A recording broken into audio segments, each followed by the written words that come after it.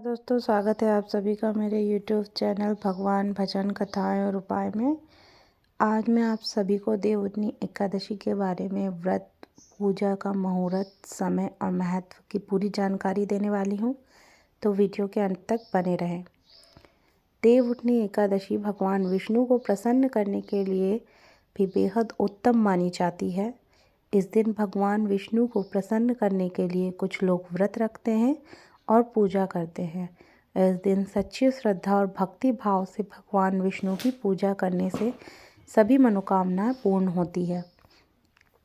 हर साल कार्तिक मास के शुक्ल पक्ष की एकादशी तिथि को देवउठनी एकादशी मनाई जाती है। देवउठनी एकादशी का दिन श्री हरि विष्णु को समर्पित है।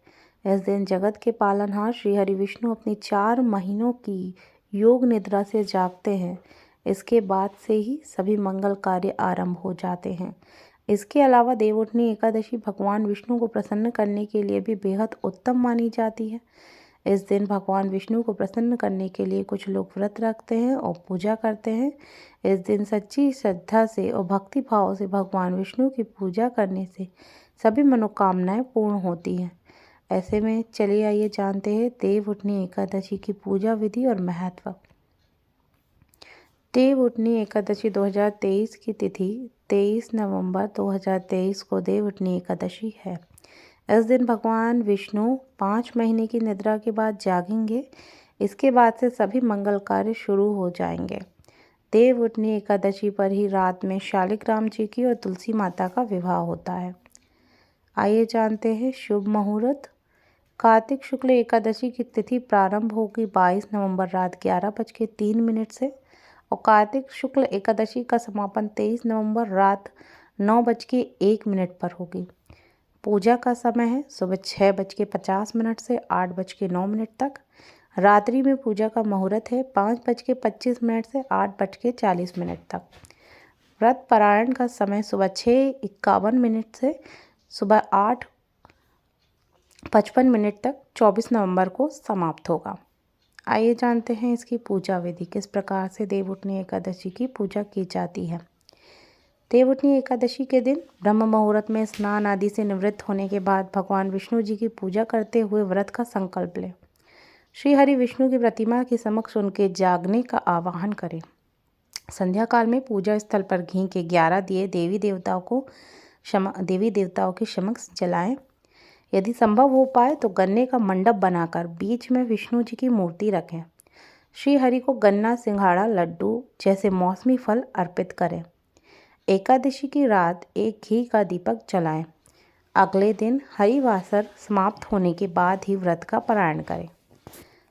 देवउठनी एकादशी की पौराणिक कथा। एक राजा के राज्य में सभी लोग एकादशी का व्रत रखते थे। प्रजा तथा नौकर चाकरों से लेकर पशु तक को एकादशी के दिन अन्न नहीं दिया जाता था। एक दिन किसी दूसरे राज्य का एक व्यक्ति राजा के पास आकर बोला, महाराज कृपया करके मुझे नौकरी पर रख लें।